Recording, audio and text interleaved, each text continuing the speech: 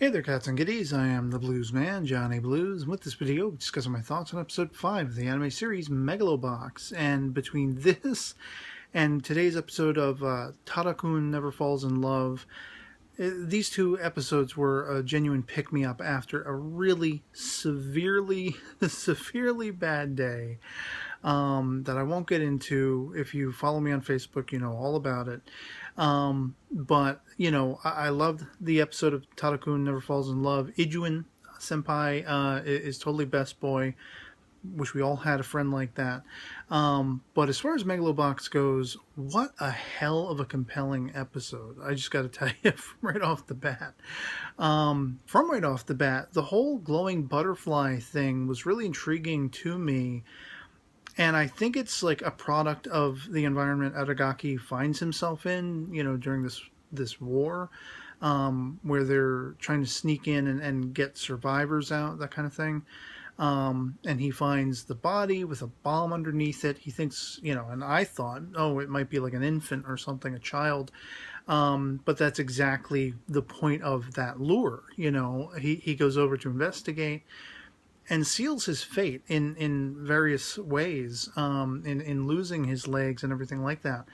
And this episode really serves as somewhat of an explorative look inside the psychology, inside the mind of a veteran, you know, who had come home, and a lot of his peers who had managed to survive the war and come home had taken their lives, you know.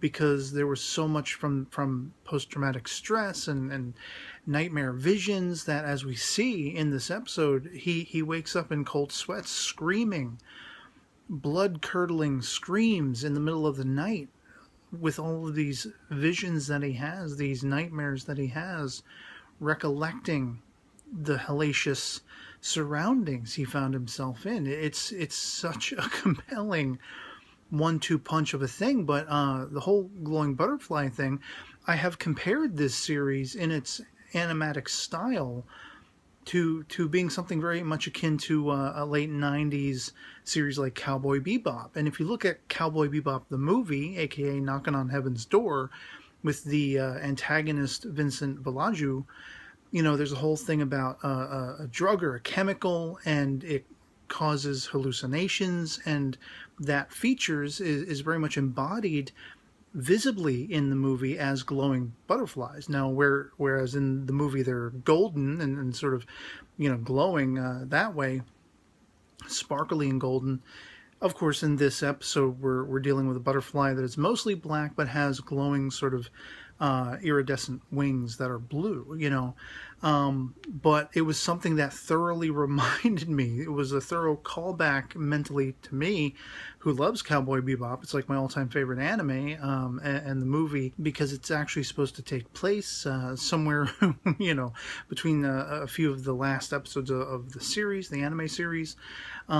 This really, you know, stood out to me with that glowing butterfly thing, and the way they transpose it sort of, you know, in the pupil of Aragaki, when he makes the connection mentally that, oh, it's a bomb, I'm gonna die right now, which then resurfaces later, you know, so many years later, now having been reunited with his former manager Nanbu-san, you know, Pops, as I call him, as Joe calls him, and then experiencing that nightmare vision all over again, but this time the body grabs onto him when he tries to escape, and it bears the visage of Pops, Nanbu, which is very much a visual embodiment of all of his frustrations and all of that loss and all of that mourning for his appendages and all of that psychosis that he has now been impacted by, the PTSD, and coming home as a veteran and trying to survive. We see he was very much suicidal and on the brink of madness, and that just the barest whisper of that, you know, chances to rear its ugly head anew now with this reunification with his master of old, in a sense. And but the entire time it's kind of ham-fisted for like the first half of the episode, where you're not really sure Denanbu cut him off, cut off any hope of ever finding him again. And we see very palpably, very compellingly, that he was heartbroken at the potential for this kid, this up-and-comer, this former protege who went off to war, doing the noble thing. His life was taken, for all intents and purposes, as far as Nanbu knew. And it shattered him. And he could, because of that pain, because of that inner turmoil, the only recourse he had, rather than getting himself fit-chased, in a bar every night and drinking away his mourning and his guilt and all that kind of stuff. I mean, he just sort of focused his eyes elsewhere. Eventually, it led him to the former junk dog, JD, now Gearless Joe, and it kind of gave him, I want to say a new direction in life. It wasn't necessarily the most unsavory in that they were, taking fights so JD at the time, now Joe, could bow out, and they were kind of con artists in a way, and they really didn't even respect each other that much. They were just sort of sidled together because, they were match made in heaven. In the fact that they just wanted easy money, as easy as possible. And if that involved Joe taking a dive after dive after dive, then all right, fine. But it's so interesting, the evolution of these two people who once knew each other, Pops and Aragaki respectively, how divisive that's become, how split that's become, and how in different directions, as Pops observes in this episode, they're going. The journeys that they've been on ever since that time when they once knew each other, and with everything all of the fallout that's happened in between then and now, all of that turmoil, all of that inner scarring is still very much an open wound emotionally for Aragaki. He is pummeling his opponents. He is brutally attacking them in the ring, taking out his rage, his frustrations, his mourning, all of that pain, that pent up, just brutal pain. It's as I say, it's compelling and it's palpable. And that whole sequence where we open on Aragaki with the gun in his mouth, and you hear the breathing of the Seiyu, the voice actor, and the screams. I mean, it was a little melodramatic how much he was screaming. But it gave me shivers. It gave me goosebumps. It was unsettling properly.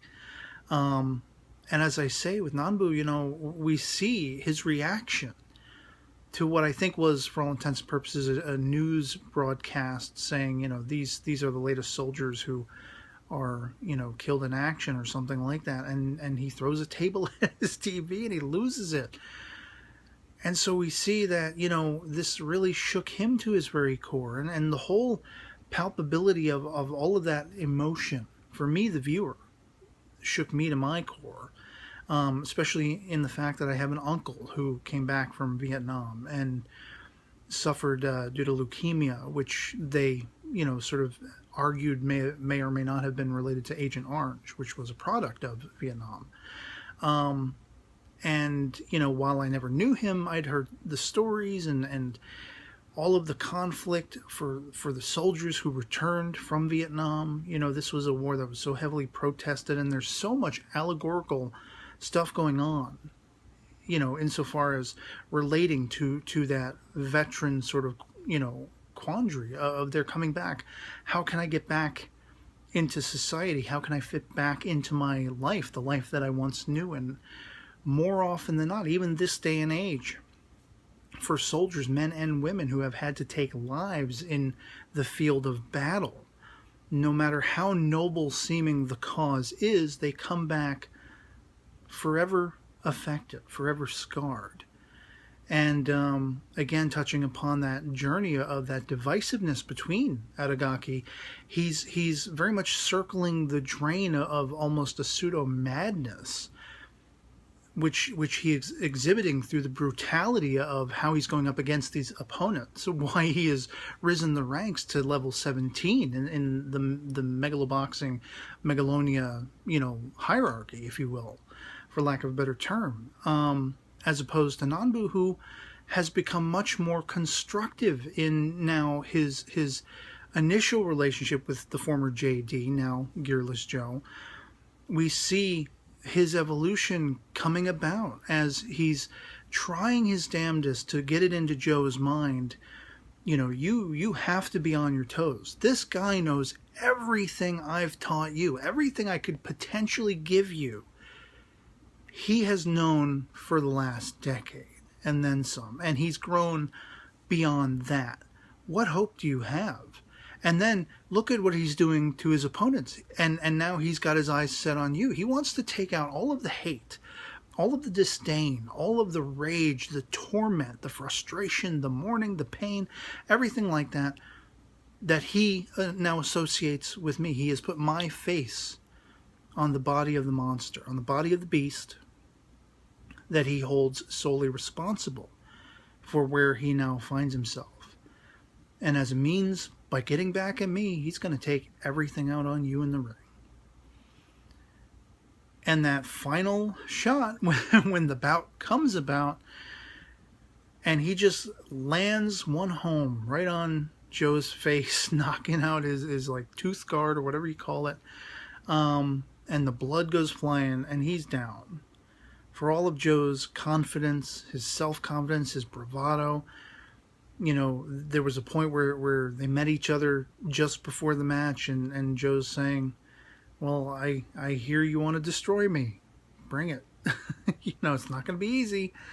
We'll see what happens. Whatever happens, happens, as Spike Spiegel once said. And he almost damn near laid him out. And so I can only assume when we get into the next episode, I would be fairly surprised if Joe doesn't somehow win against Itagaki by some means, unless they have him lose and he's got to fight someone else anyway, an alternate that'll allow him to ascend the ranks in this Megalonia, hierarchy. Maybe this match is meant to be a fail for Joe. I don't know. I don't know if that will undo the cred that they're building up as his gearless persona. But I really was riveted by this episode. As I say, with Taro-kun, formerly, which was lighthearted and bubbly and fun, and featured a character, Ijuin, who was just miraculous as a best friend goes for his friends, the main characters. And then this episode, which was dramatically compelling. Just a 1-2 punch, no pun intended, of gravitas and amazing, compelling depth of characterization. And it just makes it that much more bad frickin' ass as far as I'm concerned. So yeah, until the next one, otherwise that'll be pretty much it for me on this. Hope this video finds you well, and I'll catch you all later. Peace.